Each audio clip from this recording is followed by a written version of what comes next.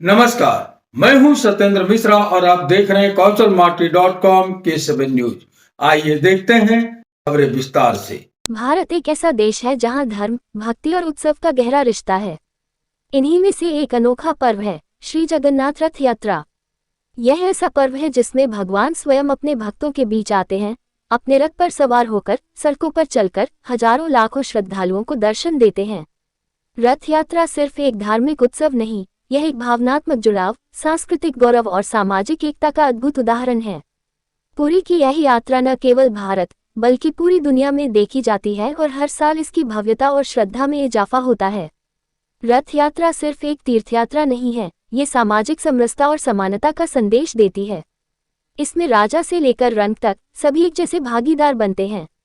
भगवान का रथ खींचने का अधिकार हर जाति, धर्म और वर्ग को समान रूप से प्राप्त है।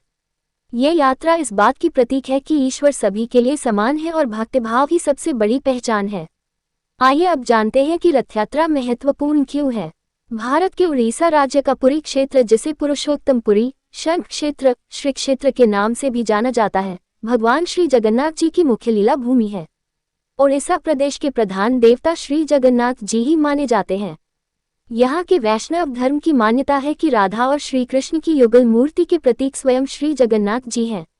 इसी प्रतीक के रूप श्री जगन्नाथ से संपूर्ण जगत का उद्भव हुआ है। श्री जगन्नाथ जी पूर्ण परात्पर भगवान है और श्री कृष्ण उनकी कला का एक रूप है।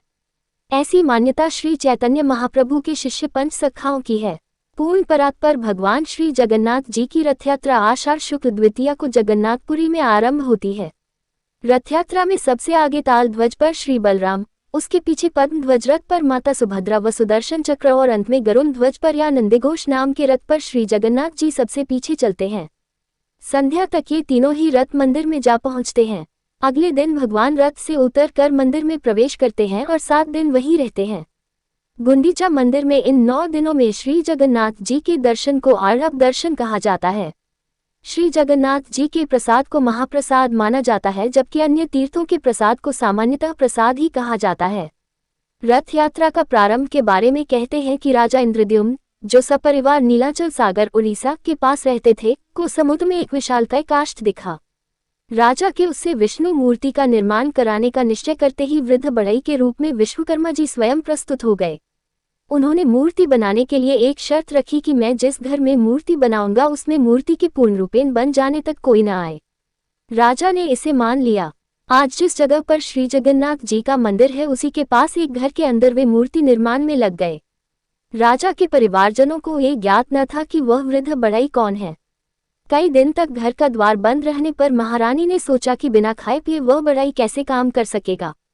अब तक वह जीवित भी होगा या मर गया होगा। महारानी ने महाराजा को अपनी सहज शंका से अवगत करवाया।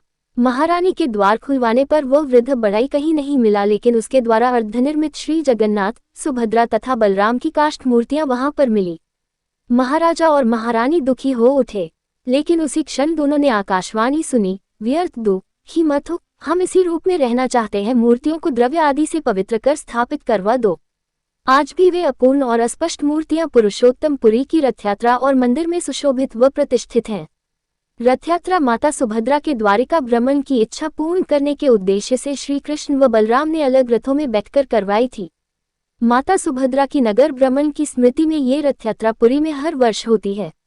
इसी परंपरा का अनुसरण करते हुए झारसुगुड़ा, ब्रजराजनगर और बंधबहाल में हजारों भक्तों ने प्रभु जगन्नाथ की रथयात्रा निकाली। ब्यूरो रिपोर्ट के 7 news, Brajrajnagar, Orissa. Thanks for watching. Drop a like, leave a comment, share, and don't forget to subscribe. www.kashalmati.com